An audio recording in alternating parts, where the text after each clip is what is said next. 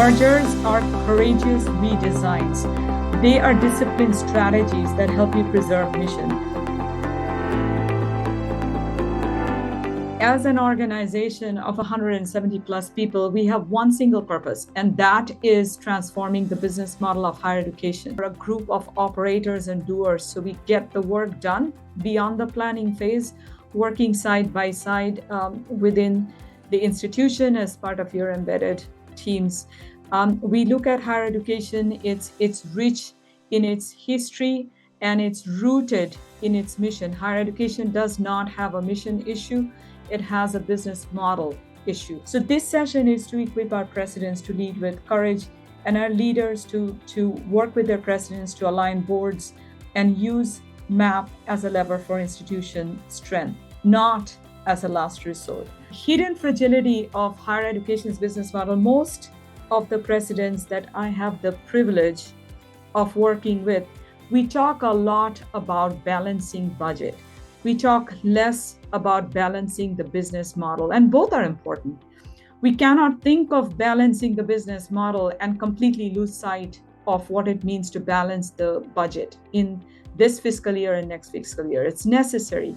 But balancing the budget with structural deficit, making cuts and underinvestment doesn't necessarily protect the business model. So the business model itself is brittle. Time is the enemy when you have mounting pressures, because each semester erodes leverage. The debt grows, potentials of partners shrinks, and the reputational risk compounds. Mergers are not failures. They're redesigns. They're anchoring in a new model with a new reality.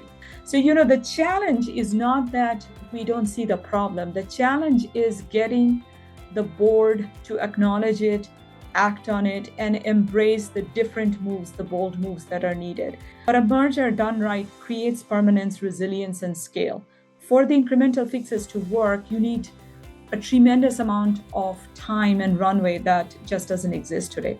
Delay is costly because each semester without action reduces leverage. What it takes to move forward, we relieve our institution's partner of the transactional complexity. That's the work we do.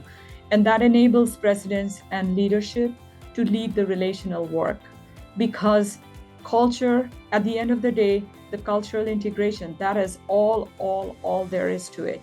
You're really taking two institutions and building a new, different entity, identity moving forward. I want you to anchor in mission, not in deficit. So start with that.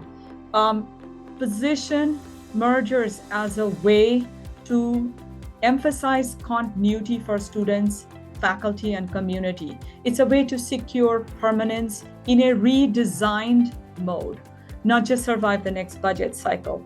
Mission first, mission always. Those are your non-negotiables. Those actually become the guardrails around which the transaction and the deal is structured.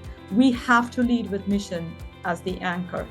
Mission starts at non-negotiables, becomes the guardrails, gets translated into terms as we go through the process.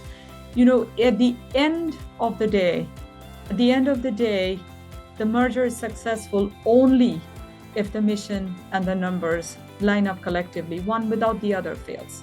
And it's our job to bring the discipline to the process and enable our presidents and our boards and cabinet members to lead with courage and preserve what matters most.